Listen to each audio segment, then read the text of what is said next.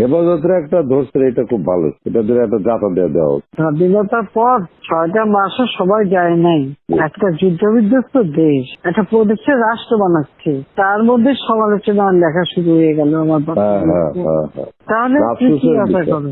আমি কিছু আশা করি না।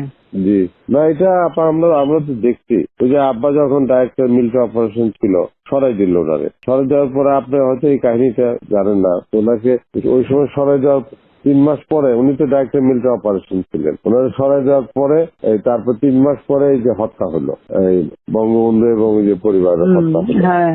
আপনি এই কাহিনীটা জানেন কিনা? পরে আমাদেরকে নিয়ে এই ক্যান্টনমেন্ট থেকে আমাদেরকে তাড়াই দিল। তাড়াই দেওয়ার পর আব্বারে ধরে নিয়ে 1 বছর জেলে রাখলো। এই জিয়া রহমান ফাঁসি দিবে, ট্রায়াল করবে, এই অবস্থায় রাখলো 1 বছর। আর ওনারে আর্মিতে একটা লোক খালি ডিসমিস করছিল, এই সেনাবাহিনীর লোকরে, সেটা আব্বারে করছিল। আর কোন লোকরে ডিসমিস করে নাই। আব্বা ওয়াজ ডিসমিস মানে ফকির আর কি, রাস্তায় নামাই দিল, মানে কোনো পেনশন পাবে না, কোনো কিছু পাবে না, এত ক্ষোভ ছিল। তারপরে তো এটা তো 75 সালের কথা বলছি। আর আমাদের বাড়িতে এসে যে আর্মি ঢুকে মানে যে ভাঙচুর করছে, ওরা আব্বা তো বাসায় নাই, ওরা আম্মা ছিল, আমরা ছোট, আমরা সামনে যাইতে পারবো না, দরজা খুলতে পারবো না।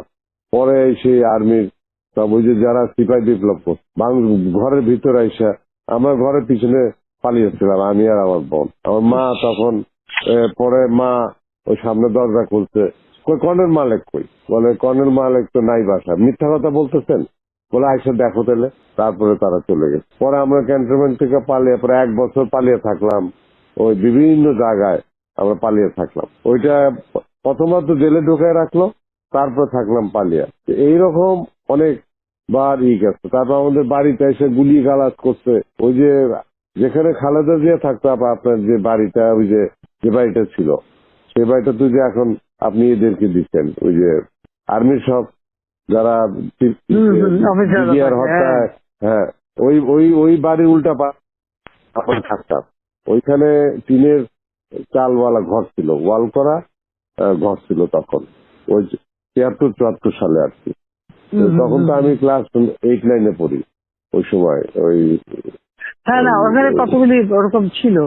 পরে খালেদা জিয়া আবার এই বাড়ি যখন দখল করে, তখন ও বাড়িও দখল করে ফেলছে, এই বাড়ি টাড়ি সব দখল করে ফেলছিল। ওগুলো আমরা দেখছি। আমাদের ওই টিনের ঘরের মধ্যে এসে গুলি লাগতেছে। ওই 75 যখন ওই যে সিপাহী বিপ্লবটা, এখানে সিপাহী বিপ্লব তো কারা করছে আপনি জানেন? এই যে যারা এই যে জিয়া রহমান যার পর ফাঁসি দিল, কি নাম ওর, কর্নেল তাহের। কিন্তু এই কিন্তু সিপাহী বিপ্লবরা করছে, জাসদের লোকেরা এইসব করছে অনেক কিছুতে। তারা তো আবার আমাদের সাথে আছে, এরা তো জাসদের লোকেরাও এইসব মধ্যে ছিল। আমরা তো দেখতে পাই না ওই সময় তাদের ভিতরে কাহিনীগুলো। জাসদের তোমার বিপ্লবী নেতা, তোমার ওই যে আমাদের কাপালি সিরাজ আলম খান থেকে শুরু করে সব মিলে তারাই তো সব বড়। ওই যে যারা ফাঁসি দিল, ওই কিন্তু জিয়া রহমান যে অ্যারেস্ট করছিল, ওই যে খালেদ মোশাররফ, তখন তো বাইর করছে তো তাহের, এবং আর্মির বিপ্লব ঘটাইছে, ইটি করছে, সিপাহী ভাই বা অফিসারদের অফিসে, এগুলো তো তাহেরই করছে। তাহের জিয়ারে বাইর করে তাদের রাষ্ট্রপতি হওয়ার সুযোগ করে দিচ্ছে, তাহের সে ফাঁসি দিচ্ছে। একদম জিয়া রহমান তো তার মানে কাজ হয়ে গেলে তার উড়াই দাও। তোমার তাহেরের বউরে ইনুরা, আমরা যখন 2009 সালে সরকার গঠন করলাম, তখন এমপি বানালো।